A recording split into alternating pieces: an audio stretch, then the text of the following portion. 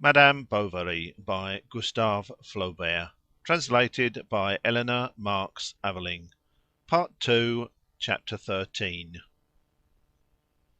No sooner was Rodolphe at home than he sat down quickly at his bureau under the stag's head that hung as a trophy on the wall. But when he had the pen between his fingers he could think of nothing, so that, resting on his elbows, he began to reflect. Emma seemed to him to have receded into a far off past, as if the resolution he had taken had suddenly placed a distance between them.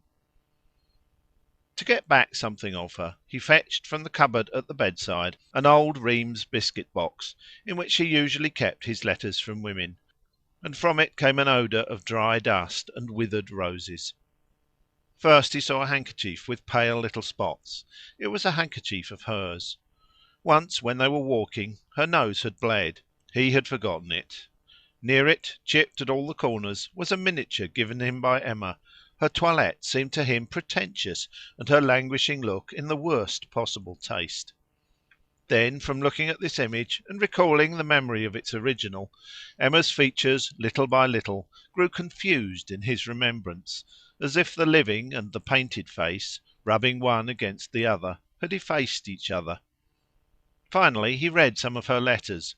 They were full of explanations relating to their journey, short, technical, and urgent, like business notes. He wanted to see the long ones again, those of old times. In order to find them at the bottom of the box, Rodolphe disturbed all the others, and mechanically began rummaging amidst this mass of papers and things, finding pell-mell bouquets, garters, a black mask, pins, and hair, dark and fair. Some even, catching in the hinges of the box, broke when it was opened. Thus, dallying with his souvenirs, he examined the writing and the style of the letters, as varied as their orthography. They were tender or jovial, facetious, melancholy. There were some that asked for love, others that asked for money. A word recalled faces to him, certain gestures, the sound of a voice. Sometimes, however, he remembered nothing at all. In fact, these women, rushing at once into his thoughts, cramped each other and lessened, as reduced to a uniform level of love that equalized them all. So, taking handfuls of the mixed up letters, he amused himself for some moments with letting them fall in cascades from his right into his left hand. At last, bored and weary, Rodolphe took back the box to the cupboard, saying to himself, "What a lot of rubbish!" which summed up his opinion, for pleasures, like schoolboys in a school courtyard, had so trampled upon his heart that no green thing grew there, and that which passed through it, more heedless than children, did not even, like them, leave a name carved upon the wall. "Come," he said, "let's begin." He wrote "Courage, Emma, courage! I would not bring misery into your life." "After all, that's true," thought Rodolphe. "I am acting in her interest. I am honest." "Have you carefully weighed your resolution? Do you know to what an abyss I was dragging you, poor angel? No, you do not, do you? You were coming, confident and fearless, believing in happiness in the future. Ah, unhappy that we are! Insensate!" Rodolphe stopped here to think of some good excuse. "If I told her all my fortune is lost? No. Besides, that would stop nothing. It would all have to be begun over again later on. As if one could make women like that listen to reason!" He reflected, then went on "I shall not forget you, oh, believe it, and I shall ever have a profound devotion for you. But some day, sooner or later, this ardour, such is the fate of human things, would have grown less, no doubt. Lassitude would have come to us, and who knows if I should not even have had the atrocious pain of witnessing your remorse, of sharing it myself, since I should have been its cause. The mere idea of the grief that would come to you tortures me, Emma. Forget me! Why did I ever know you? Why were you so beautiful? Is it my fault? Oh, my God! No, no! Accuse only fate." "That's a word that always tells," he said to himself. "Ah, if you had been one of those frivolous women that one sees, certainly I might, through egotism, have tried an experiment, in that case without danger for you. But that delicious exaltation, at once your charm and your torment, has prevented you from understanding, adorable woman that you are, the falseness of our future position. Nor had I reflected upon this at first, and I rested in the shade of that ideal happiness as beneath that of the manchineel tree, without foreseeing the consequences. Perhaps you'll think I'm giving it up from avarice. Ah, well, so much the worse. It must be stopped. The world is cruel, Emma. Wherever we might have gone, it would have persecuted us. You would have had to put up with indiscreet questions, calumny, contempt, insult perhaps. Insult to you! Oh! And I, who would place you on a throne, I who bear with me your memory as a talisman. For I am going to punish myself by exile for all the ill I have done you. I am going away. Whither I know not. I am mad. Adieu! Be good always. Preserve the memory of the unfortunate who has lost you. Teach my name to your child. Let her repeat it in her prayers. The wicks of the candles flickered. Rodolphe got up to shut the window, and when he had sat down again, "I think it's all right." "Ah! And this for fear she should come and hunt me up." "I shall be far away when you read these sad lines, for I have wished to flee as quickly as possible, to shun the temptation of seeing you again. No weakness! I shall return, and perhaps later on we shall talk together very coldly of our old love. Adieu!" And there was a last adieu, divided into two words, "A Dieu," which he thought in very excellent taste. "Now, how am I to sign?" he said to himself. "Yours devotedly? No. Your friend? Yes, that's it. Your friend." He reread his letter. He considered it very good. "Poor little woman!" he thought with emotion. "She'll think me harder than a rock. There ought to have been some tears on this, but I can't cry. It isn't my fault." Then, having emptied some water into a glass, Rodolphe dipped his finger into it and let a big drop fall on the paper that made a pale stain on the ink. Then, looking for a seal, he came upon the one "Amor nel cor." "That doesn't at all fit with the circumstances. Pshaw! Never mind." After which he smoked 3 pipes and went to bed. The next day, when he was up, at about 2 o'clock, he had slept late, Rodolphe had a basket of apricots picked. He put his letter at the bottom under some vine leaves, and at once ordered Girard, his ploughman, to take it with care to Madame Bovary. He made use of this means for corresponding with her, sending, according to the season, fruits or game. "If she asks after me," he said, "you will tell her that I have gone on a journey. You must give the basket to her herself, into her own hands. Get along and take care." Girard put on his new blouse, knotted his handkerchief round the apricots, and walking with great heavy steps in his thick iron-bound galoshes, made his way to Yonville. Madame Bovary, when he got to her house, was arranging a bundle of linen on the kitchen table with Félicité. "Here," said the ploughboy, "is something for you, from the master." She was seized with apprehension, and as she sought in her pocket for some coppers, she looked at the peasant with haggard eyes, while he himself looked at her with amazement, not understanding how such a present could so move any one. At last he went out. Félicité remained. She could bear it no longer. She ran into the sitting-room as if to take the apricots there, overturned the basket, tore away the leaves, found the letter, opened it, and as if some fearful fire were behind her, Emma flew to her room terrified. Charles was there. She saw him. He spoke to her. She heard nothing, and she went on quickly up the stairs, breathless, distraught, dumb, and ever holding this horrible piece of paper that crackled between her fingers like a plate of sheet iron. On the second floor she stopped before the attic door, which was closed. Then she tried to calm herself. She recalled the letter. She must finish it. She did not dare to. And where? How? She would be seen. Ah, no, here, she thought. I shall be all right. Emma pushed open the door and went in.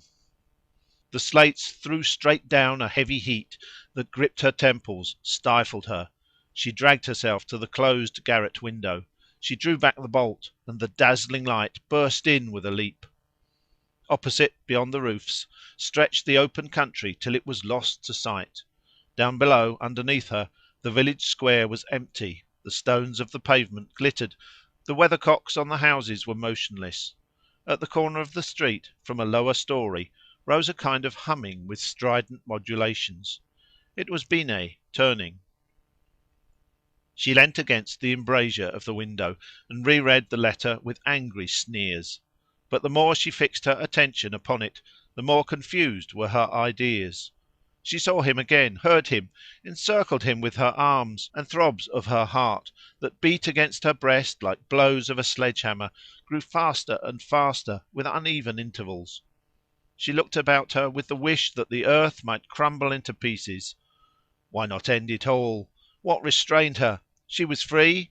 She advanced, looking at the paving stones, saying to herself, "Come, come!" The luminous ray that came straight up from below drew the weight of her body towards the abyss. It seemed to her that the ground of the oscillating square went up the walls, and that the floor dipped on end like a tossing boat. She was right at the edge, almost hanging, surrounded by vast space. The blue of the heavens suffused her, the air was whirling in her hollow head. She had but to yield, to let herself be taken, and the humming of the lathe never ceased, like an angry voice calling her. "Emma! Emma!" cried Charles. She stopped. "Wherever are you? Come!" The thought that she had just escaped from death almost made her faint with terror. She closed her eyes, then she shivered at the touch of a hand on her sleeve. It was Félicité.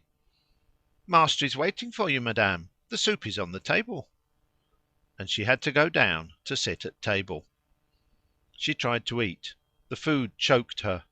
Then she unfolded her napkin as if to examine the darns, and she really thought of applying herself to this work, counting the threads in the linen. Suddenly the remembrance of the letter returned to her. How had she lost it? Where could she find it? But she felt such weariness of spirit that she could not even invent a pretext for leaving the table. Then she became a coward. She was afraid of Charles. He knew all, that was certain. Indeed, he pronounced these words in a strange manner.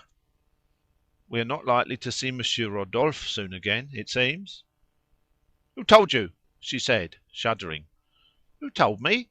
he replied, rather astonished at her abrupt tone. "Why, Girard, whom I met just now at the door of the Café Français. He has gone on a journey, or is to go." She gave a sob. "What surprises you in that? He absents himself like that from time to time for a change, and ma foi, I think he's right, when one has a fortune and is a bachelor. Besides, he has jolly times, has our friend. He's a bit of a rake. Monsieur Langlois told me—" He stopped for propriety's sake, because the servant came in. She put back into the basket the apricots scattered on the sideboard. Charles, without noticing his wife's colour, had them brought to him, took one and bit into it. "Ah, perfect!" he said. "Just taste!" And he handed her the basket, which she put away from her gently. "Do just smell! What an odour!" he remarked, passing it under her nose several times. "I'm choking!" she cried, leaping up. But by an effort of will the spasm passed. Then, "It's nothing," she said. "It's nothing. It is nervousness. Sit down and go on eating." For she dreaded lest he should begin questioning her, attending to her, and that she should not be left alone. Charles, to obey her, sat down again, and he spat the stones of the apricots into his hands, afterwards putting them on his plate. Suddenly a blue tilbury passed across the square at a rapid trot. Emma uttered a cry and fell back rigid to the ground. In fact, Rodolphe, after many reflections, had decided to set out for Rouen. Now, as from La Huchette to Bouchy there is no other way than by Yonville, he had to go through the village, and Emma had recognized him by the rays of the lanterns, which, like lightning, flashed through the twilight. The chemist, at the tumult which broke out in the house, ran thither. The table with all the plates was upset.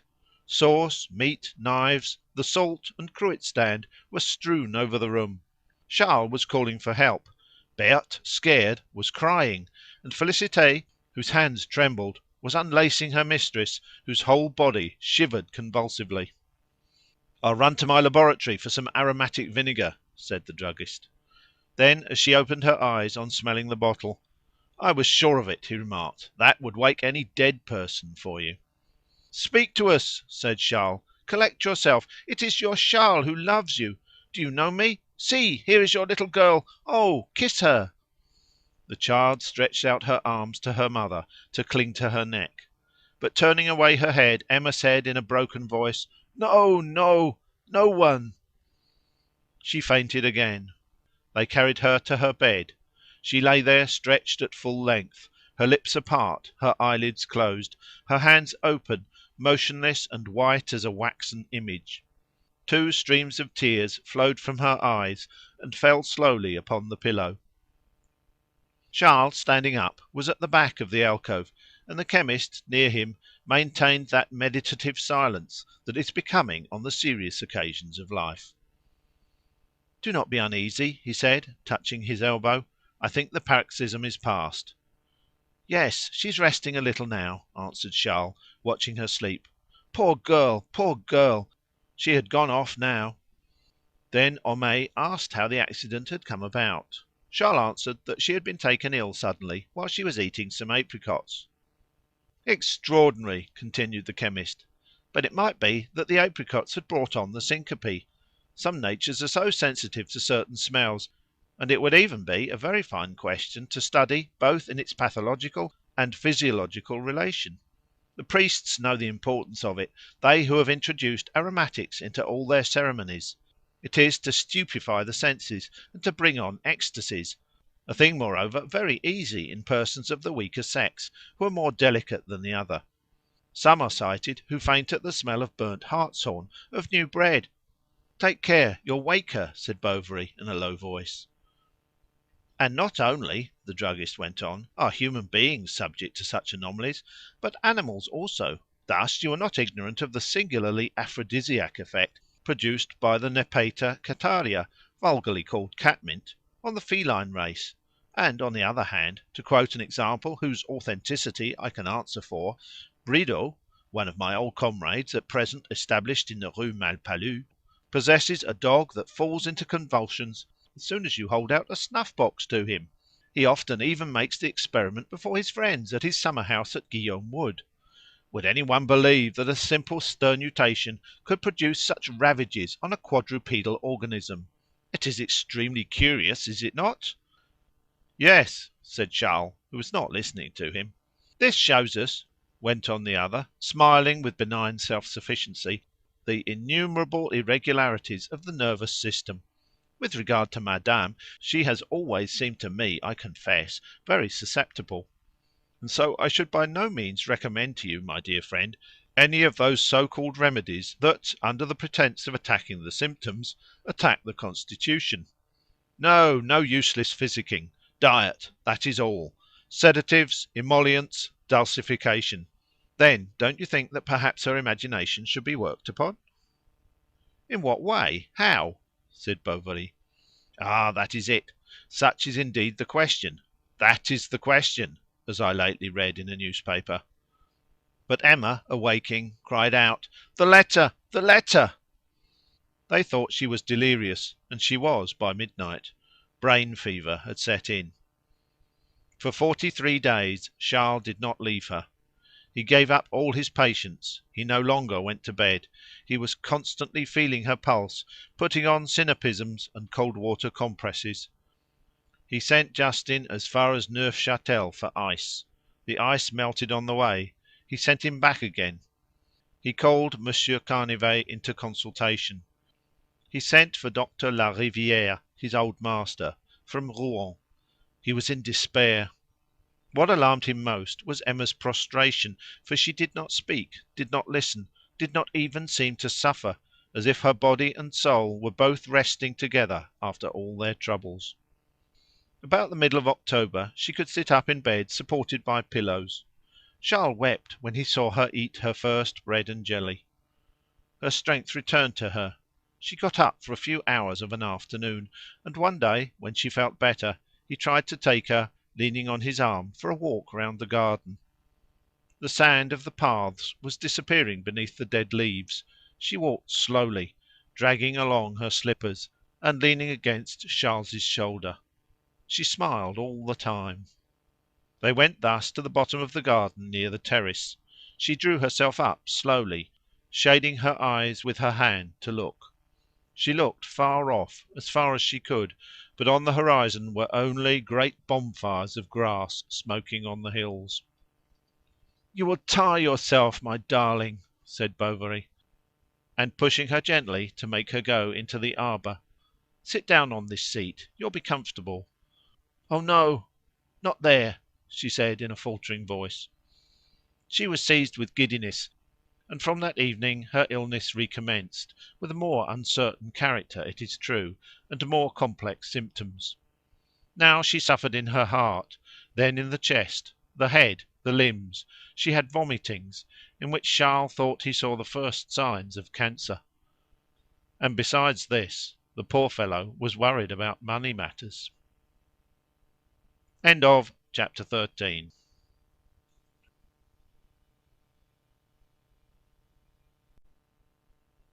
Madame Bovary by Gustave Flaubert. Translated by Eleanor Marks Aveling. Part 2, Chapter 14. To begin with, he did not know how he could pay Monsieur Homais for all the physic supplied by him, and though, as a medical man, he was not obliged to pay for it, he nevertheless blushed a little at such an obligation. Then the expenses of the household, now that the servant was mistress, became terrible. Bills rained in upon the house. The tradesmen grumbled. Monsieur Lheureux especially harassed him. In fact, at the height of Emma's illness, the latter, taking advantage of the circumstances to make his bill larger, had hurriedly brought the cloak, the travelling bag, 2 trunks instead of 1, and a number of other things. It was very well for Charles to say he did not want them. The tradesman answered arrogantly that these articles had been ordered, and that he would not take them back. Besides, it would vex madame in her convalescence. The doctor had better think it over. In short, he was resolved to sue him rather than give up his rights and take back his goods. Charles subsequently ordered them to be sent back to the shop. Félicité forgot. He had other things to attend to, then thought no more about them.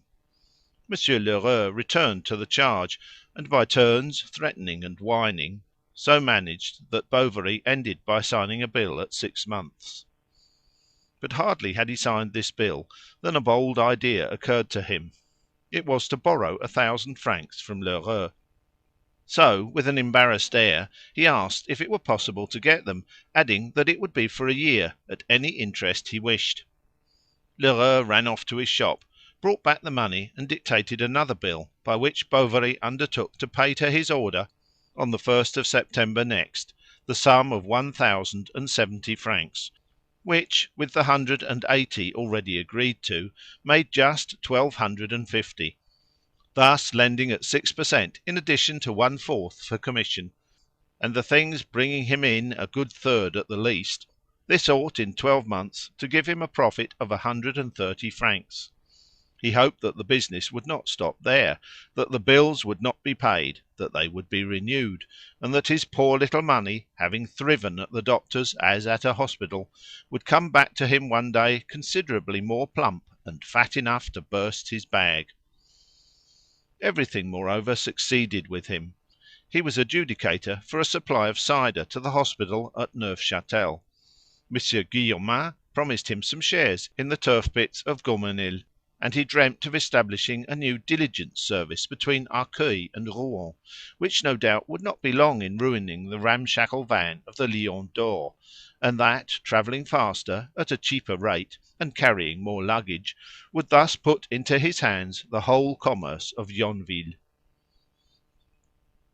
Charles several times asked himself by what means he should next year be able to pay back so much money. He reflected imagined expedients, such as applying to his father or selling something, but his father would be deaf, and he had nothing to sell. Then he foresaw such worries that he quickly dismissed so disagreeable a subject of meditation from his mind. He reproached himself with forgetting Emma, as if, all his thoughts belonging to this woman, it was robbing her of something not to be constantly thinking of her. The winter was severe, Madame Bovary's convalescence slow. When it was fine, they wheeled her armchair to the window that overlooked the square, for she now had an antipathy to the garden, and the blinds on that side were always down. She wished the horse to be sold. What she formerly liked now displeased her. All her ideas seemed to be limited to the care of herself. She stayed in bed, taking little meals, rang for the servant to inquire about her gruel or to chat with her. The snow on the market roof threw a white, still light into the room. Then the rain began to fall, and Emma waited daily with a mind full of eagerness for the inevitable return of some trifling events which nevertheless had no relation to her. The most important was the arrival of the "Hirondelle" in the evening. Then the landlady shouted, and other voices answered, while Hippolyte's lantern, as he fetched the boxes from the boot, was like a star in the darkness. At midday Charles came in, then he went out again. Next she took some beef tea, and towards 5 o'clock, as the day drew in, the children coming back from school, dragging their wooden shoes along the pavement, knocked the clapper of the shutters with their rulers one after the other. It was at this hour that Monsieur Bournisien came to see her. He inquired after her health, gave her news, exhorted her to religion, in a coaxing little prattle that was not without its charm. The mere thought of his cassock comforted her.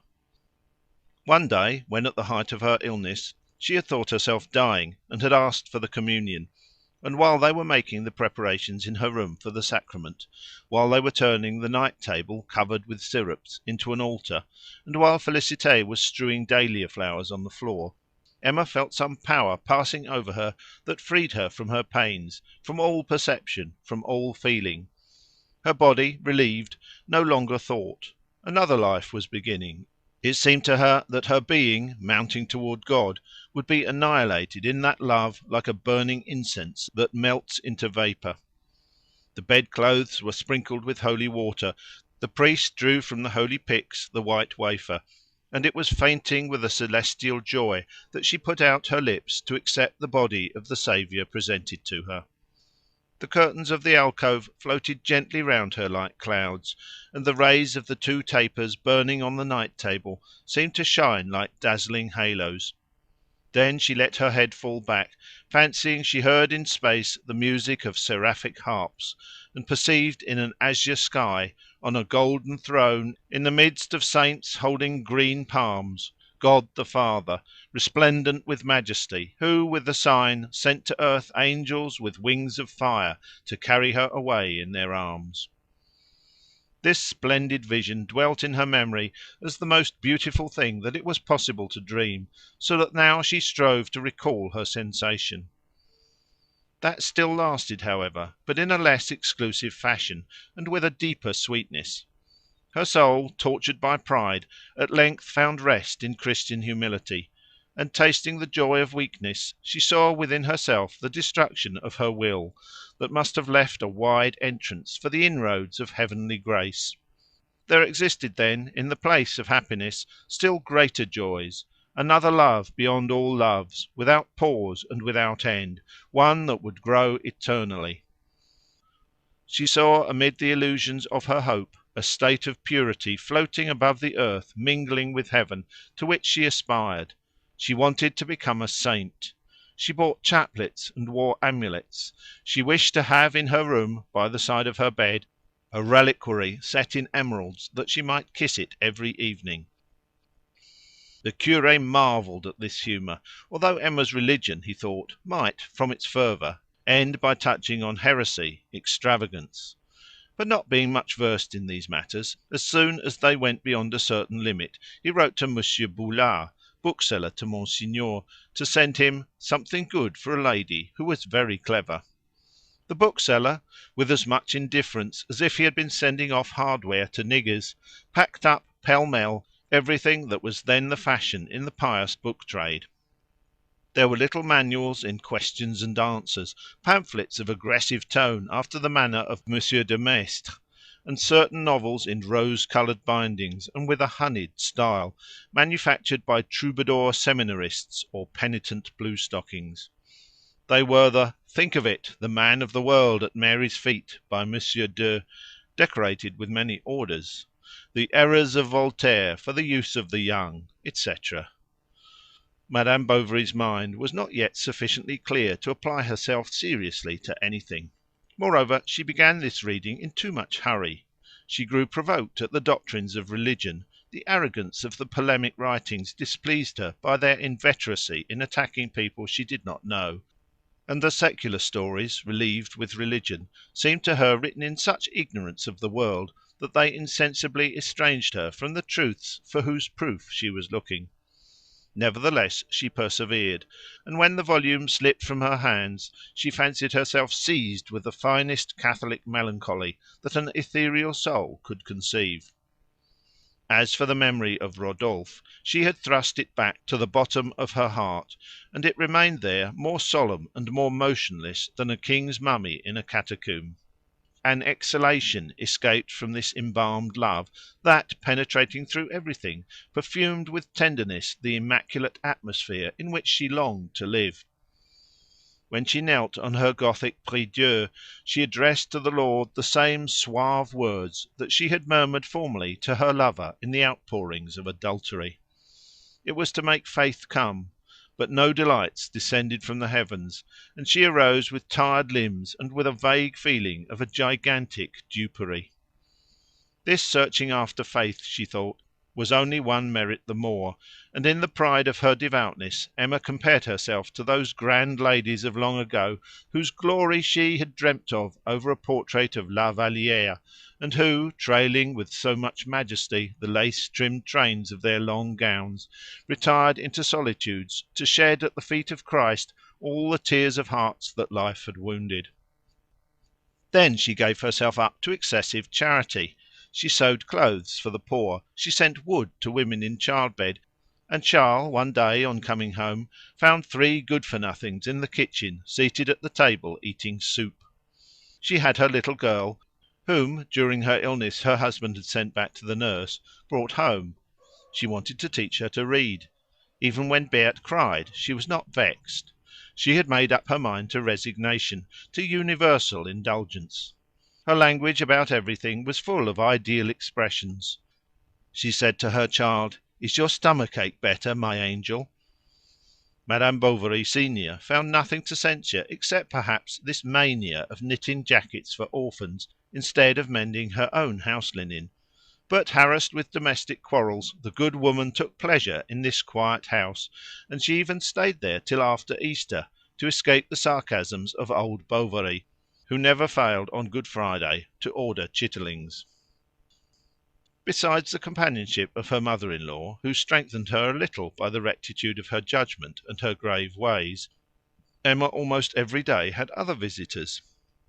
These were Madame Langlois, Madame Caron, Madame Dubreuil, Madame Tuvache, and regularly, from 2 to 5 o'clock, the excellent Madame Homais, who, for her part, had never believed any of the tittle-tattle about her neighbour.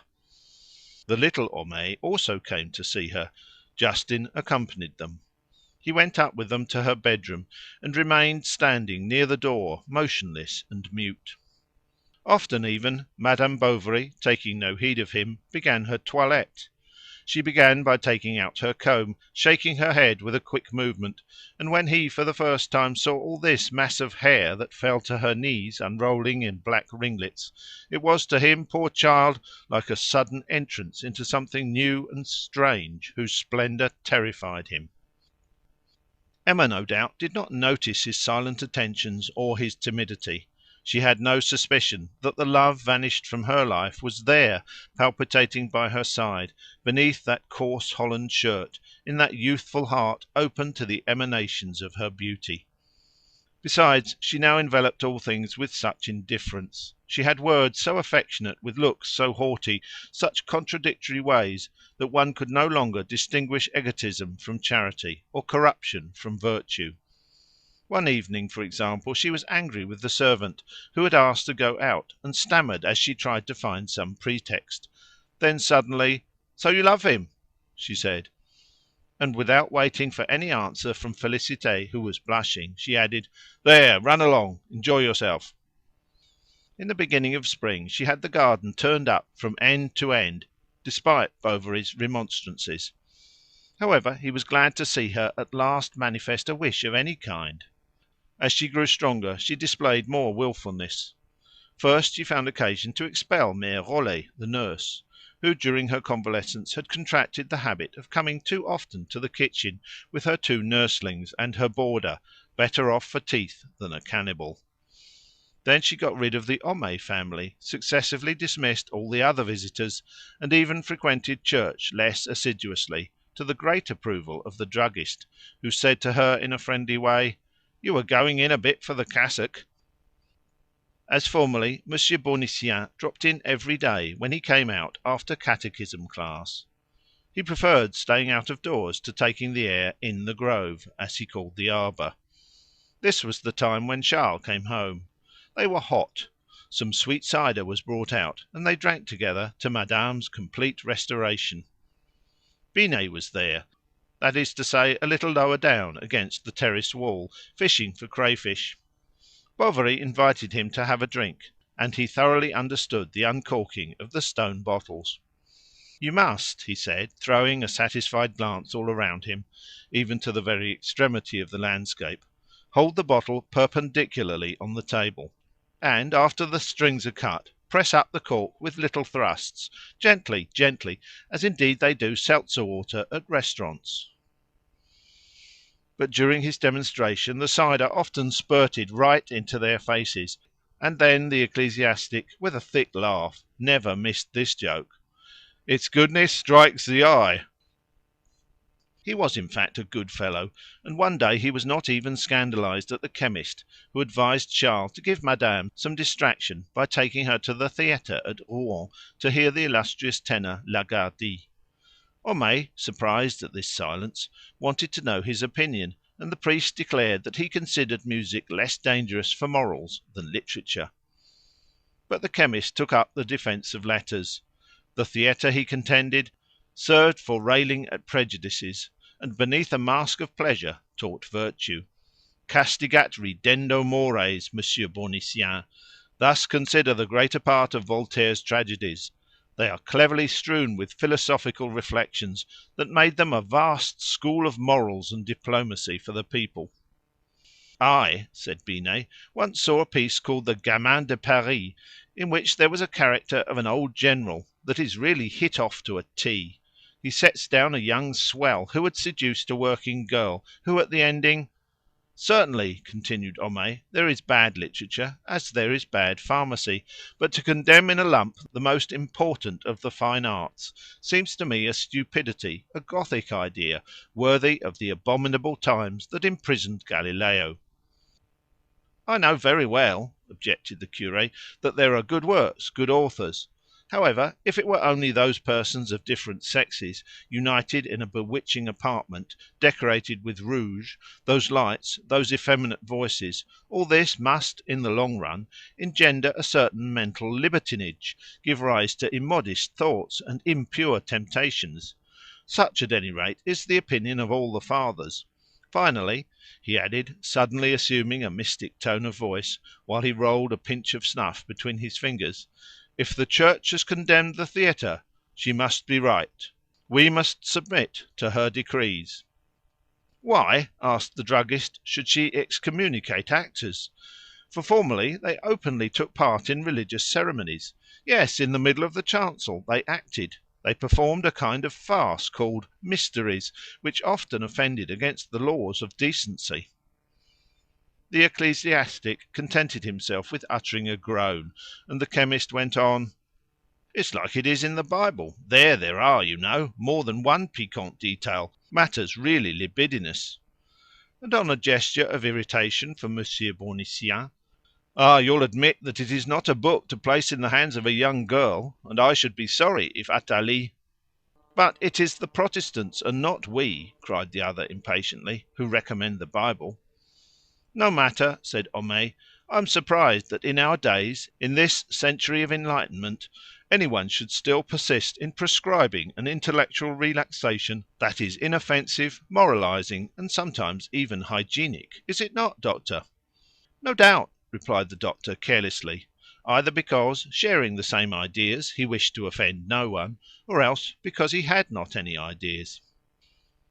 The conversation seemed at an end when the chemist thought fit to shoot a Parthian arrow. "I've known priests who put on ordinary clothes to go and see dancers kicking about." "Come, come," said the cure. "Oh, I've known some." And separating the words of his sentence, Homais repeated, "I have known some." "Well, they were wrong," said Bournisien, resigned to anything. "By Jove, they go in for more than that!" exclaimed the druggist. "Sir!" replied the ecclesiastic, with such angry eyes that the druggist was intimidated by them. "I only mean to say," he replied in less brutal a tone, "that toleration is the surest way to draw people to religion." "That is true, that is true," agreed the good fellow, sitting down again on his chair. But he stayed only a few moments. Then, as soon as he had gone, Monsieur Homais said to the doctor, "That's what I call a cockfight. I beat him, did you see, in a way? Now take my advice, take madame to the theatre, if it were only for once in your life, to enrage one of these ravens, hang it! If any one could take my place, I would accompany you myself. Be quick about it. Lagardy is only going to give one performance. He's engaged to go to England at a high salary. From what I hear, he's a regular dog. He's rolling in money. He's taking 3 mistresses and a cook along with him. All these great artists burn the candle at both ends. They require a dissolute life that suits the imagination to some extent, but they die at the hospital because they haven't the sense when young to lay by. Well, a pleasant dinner. Good bye till tomorrow." The idea of the theatre quickly germinated in Bovary's head, for he at once communicated it to his wife, who at first refused, alleging the fatigue, the worry, the expense. But, for a wonder, Charles did not give in, so sure was he that this recreation would be good for her. He saw nothing to prevent it. His mother had sent them 300 francs, which he had no longer expected. The current debts were not very large, and the falling in of Lheureux's bills was still so far off that there was no need to think about them. Besides, imagining that she was refusing from delicacy, he insisted the more, so that by dint of worrying her she at last made up her mind, and the next day at 8 o'clock they set out in the Hirondelle. The druggist, whom nothing whatever kept at Yonville, but who thought himself bound not to budge from it, sighed as he saw them go. "Well, a pleasant journey," he said to them, "happy mortals that you are." Then, addressing himself to Emma, who was wearing a blue silk gown with 4 flounces, "You are as lovely as a Venus. You'll cut a figure at Rouen." The diligence stopped at the Croix Rouge in the Place Beauvoisine. It was the inn that is in every provincial faubourg, with large stables and small bedrooms, where one sees in the middle of the court chickens pilfering the oats under the muddy gigs of the commercial travellers. A good old house, with worm-eaten balconies that creak in the wind on winter nights, always full of people, noise, and feeding, whose black tables are sticky with coffee and brandy, the thick windows made yellow by the flies, the damp napkins stained with cheap wine, and that always smells of the village, like ploughboys dressed in Sunday clothes. Has a cafe on the street, and towards the countryside a kitchen garden. Charles at once set out. He muddled up the stage boxes with the gallery, the pit with the boxes, asked for explanations, did not understand them, was sent from the box office to the acting manager, came back to the inn, returned to the theatre, and thus several times traversed the whole length of the town from the theatre to the boulevard. Madame Bovary bought a bonnet, gloves, and a bouquet. The doctor was much afraid of missing the beginning, and without having had time to swallow a plate of soup, they presented themselves at the doors of the theatre, which were still closed. End of chapter 14.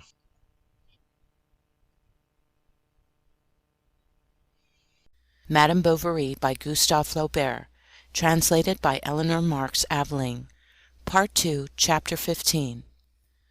The crowd was waiting against the wall, symmetrically enclosed between the balustrades. At the corner of the neighbouring streets, huge bills repeated in quaint letters, "Lucie de la Mémoire Lagardy, Opera," etc. The weather was fine. The people were hot. Perspiration trickled amid the curls, and handkerchiefs taken from pockets were mopping red foreheads. and now and then a warm wind that blew from the river gently stirred the border of the tick awnings hanging from the doors of the public houses. A little lower down, however, one was refreshed by a current of icy air that smelt of tallow, leather, and oil. This was an exhalation from the Rue de Charette, full of large black warehouses where they made casks. For fear of seeming ridiculous, Emma, before going in, wished to have a little stroll in the harbour, and Bovary prudently kept his tickets in his hand, in the pocket of his trousers, which he pressed against his stomach. Her heart began to beat as soon as she reached the vestibule. She involuntarily smiled with vanity on seeing the crowd rushing to the right by the other quarter, while she went up the staircase to the reserved seats. She was as pleased as a child to push with her finger the large tapestried door. She breathed in with all her might the dusty smell of the lobbies, and when she was seated in her box she bent forward with the air of a duchess. The theatre was beginning to fill. Opera glasses were taken from their cases, and the subscribers, catching sight of one another, were bowing. They came to seek relaxation in the fine arts after the anxieties of business. But business was not forgotten. They still talked cottons, spirits of wine, or indigo. The heads of old men were to be seen, inexpressive and peaceful, with their hair and complexions looking like silver medals tarnished by steam of lead. The young beaux were strutting about in the pit, showing in the opening of their waistcoats their pink or apple-green cravats, and Madame Bovary from above admired them leaning on their canes with golden knobs, in the open palm of their yellow gloves. Now the lights of the orchestra were lit. The lustre, let down from the ceiling, throwing by the glimmering of its facets a sudden gaiety over the theatre. Then the musicians came in, one after the other, and first there was the protracted hubbub of the basses grumbling, violins squeaking, cornets trumpeting, flutes and flageolets fifing. But 3 knocks were heard on the stage, a rolling of drums began, the brass instruments played some chords, and the curtain rising discovered a country scene. It was the crossroads of a wood, with a fountain shaded by an oak to the left. Peasants and lords with plaids on their shoulders were singing a hunting song together. Then a captain suddenly came on, who evoked the spirit of evil by lifting both his arms to heaven. Another appeared. They went away, and the hunters started afresh. She felt herself transported to the reading of her youth, into the midst of Walter Scott. She seemed to hear through the mist the sound of the Scotch bagpipes re-echoing over the heather. Then her remembrance of the novel, helping her to understand the libretto, she followed the story phrase by phrase, while vague thoughts that came back to her dispersed at once again with the bursts of music. She gave herself up to the lullaby of the melodies, and felt all her being vibrate, as if the violin bows were drawn over her nerves. She had not eyes enough to look at the costumes, the scenery, the actors, the painted trees that shook when anyone walked, and the velvet caps, cloaks, swords, all those imaginary things that floated amid the harmony, as in the atmosphere of another world. But a young woman stepped forward, throwing a purse to a squire in green. She was left alone, and the flute was heard like the murmur of a fountain or the warbling of birds. Lucy attacked her cavatina in G major bravely. She plained of love. She longed for wings.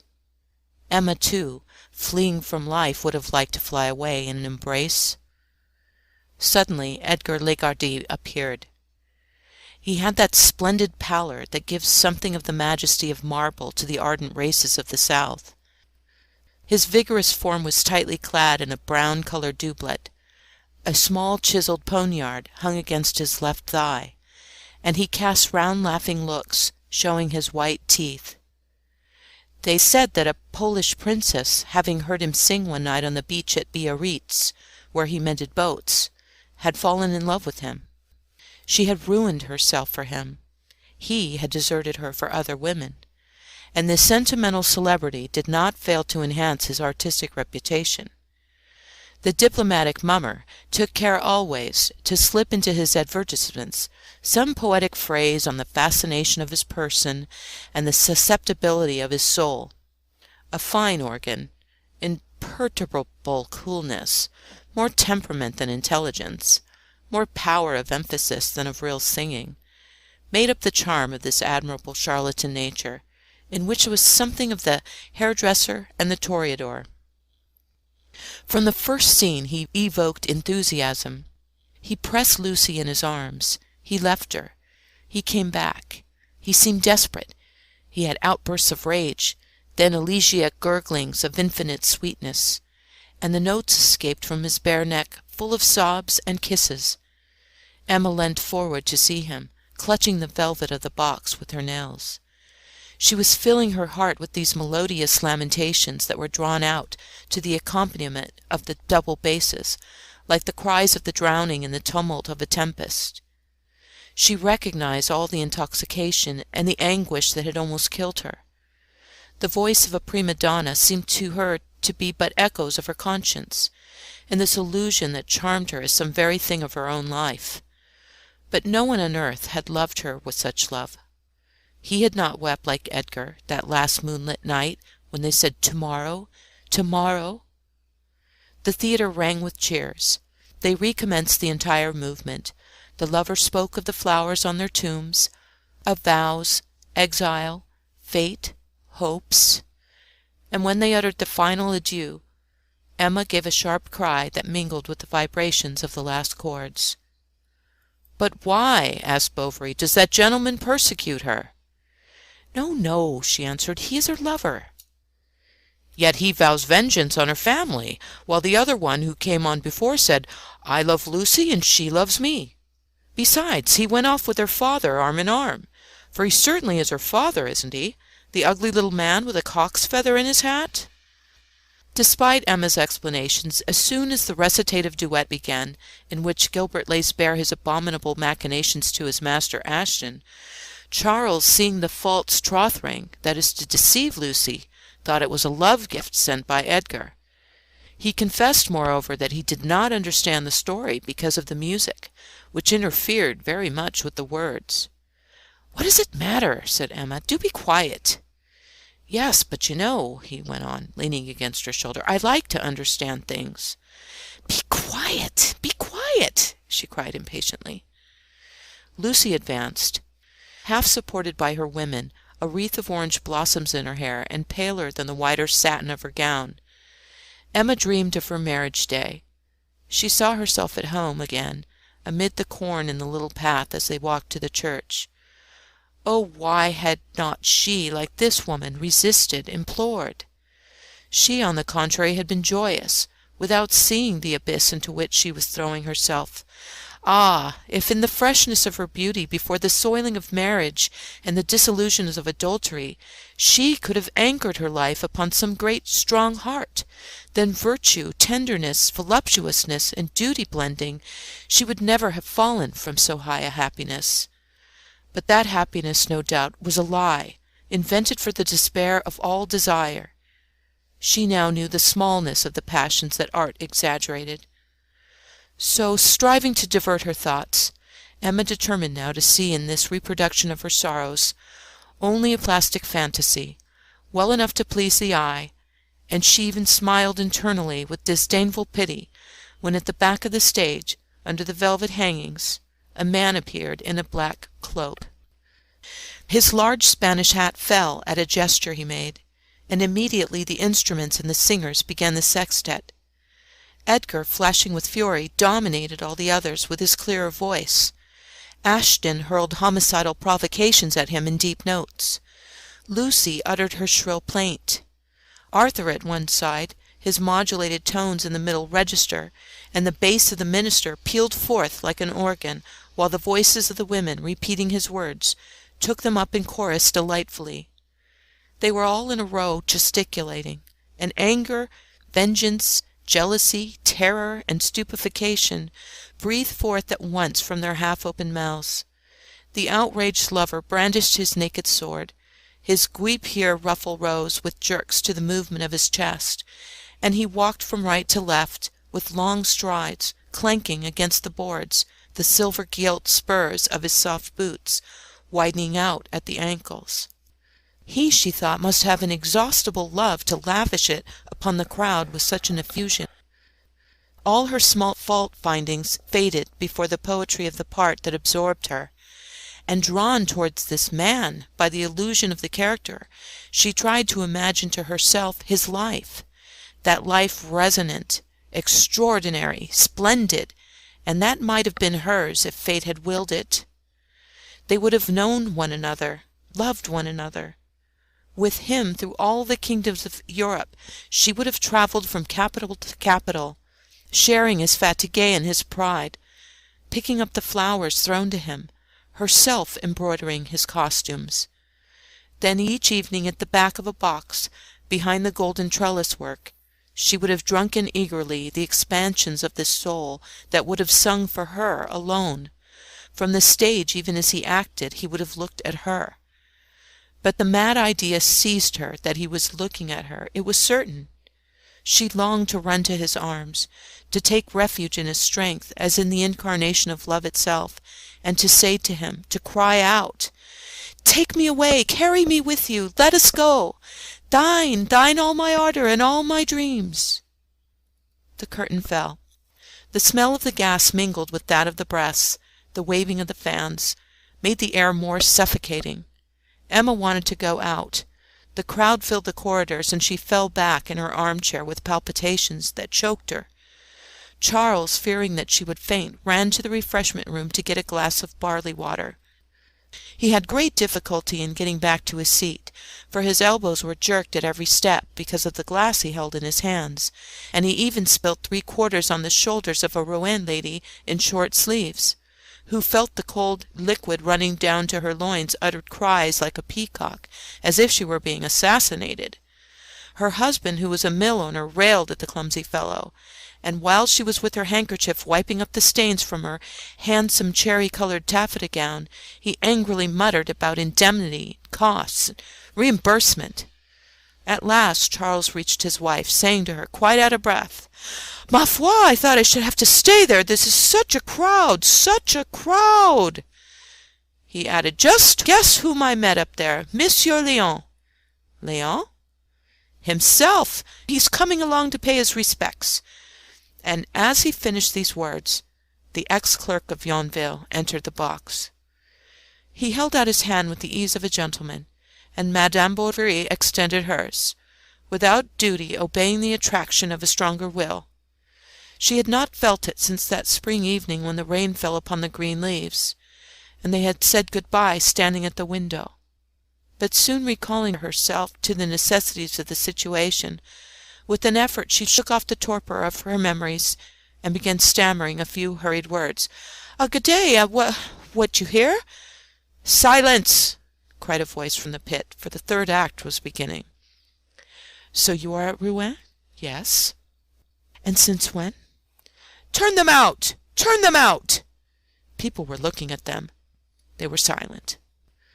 But from that moment she listened no more, and the chorus of the guests, the scene between Ashton and his servant, the grand duet in D major, all were for her as far off as if the instruments had grown less sonorous and the characters more remote. She remembered the games at cards at the druggist's, and the walk to the nurse's, the reading in the arbour, the tête-à-tête by the fireside, all that poor love, so calm and so protracted, so discreet, so tender, and that she had nevertheless forgotten. And why had he come back? What combination of circumstances had brought him back into her life? He was standing behind her, leaning with his shoulder against the wall of the box. Now and again she felt herself shuddering beneath the hot breath from his nostrils falling upon her hair. "Does this amuse you?" said he, bending over her so closely that the end of his moustache brushed her cheeks. She replied carelessly, "Oh, dear me, no, not much." Then he proposed that they should leave the theatre and go and take an ice somewhere. "Oh, no, not yet. Let us stay," said Bovary. "Her hair's undone. This is going to be tragic." But the mad scene did not at all interest Emma, and the acting of the singer seemed to her exaggerated. "She screams too loud," said she, turning to Charles, who was listening. "Yes, a little," he replied, undecided between the frankness of his pleasure and his respect for his wife's opinion. Then with a sigh Léon said, "The heat is unbearable, yes." "Do you feel unwell?" asked Bovary. "Yes, I'm stifling. Let us go." Monsieur Léon put her long lace shawl carefully about her shoulders, and all three went off to sit down in the harbour, in the open air, outside the windows of a café. First they spoke of her illness, although Emma interrupted Charles from time to time, for fear, she said, of boring Monsieur Léon, and the latter told them that he had come to spend 2 years at Rouen in a large office, in order to get practice in his profession, which was different in Normandy and Paris. Then he inquired after Berthe, the Homais, Mère Lefrançois, and as they had, in the husband's presence, nothing more to say one another, the conversation soon came to an end. People coming out of the theatre passed along the pavement, humming or shouting at the top of their voices, "Ô bel ange, ma Lucie!" Then Léon played the dilettante, began to talk music. He had seen Tamburini, Rubini, Persiani, Grisi, and compared with them Lagardy, despite his grand outbursts, was nowhere. "Oh, beautiful angel, my Lucie!" "Yet," interrupted Charles, who was slowly slipping his rum sherbet, "they say that he's quite admirable in the last act. I regret leaving before the end, because it was beginning to amuse me." "Why," said the clerk, "he'll soon give another performance." But Charles replied that they were going back next day. "Unless," he added, turning to his wife, "you would like to stay alone, kitten?" And changing his tactics at this unexpected opportunity that presented itself to his hopes, the young man sang the praises of Lagardy in the last number. It was really superb, sublime. Then Charles insisted, "You would get back on Sunday. Come, make up your mind. You are wrong if you feel that this is doing you the least good." The tables round them, however, were emptying. A waiter came and stood discreetly near them. Charles, who understood, took out his purse. The clerk held back his arm, and did not forget to leave 2 more pieces of silver that he made clink on the marble. "I'm really sorry," said Bovary, "about the money which you are—" The other made a careless gesture full of cordiality, and taking his hat said, "It is settled, isn't it? To-morrow at 6 o'clock." Charles explained once more that he could not absent himself longer, but that nothing prevented Emma. "But," she stammered, with a strange smile, "I'm not sure." "Well, you must think it over. We'll see. Night brings counsel." Then to Léon, who was walking along with them, "Now that you're in our part of the world, I hope you'll come and ask for us some dinner now and then." The clerk declared he would not fail to do so, being obliged, moreover, to go to Yonville on some business for his office. And they parted before the Saint Herbland passage, just as the clock in the cathedral struck 11:30. End of Part 2, Chapter 15.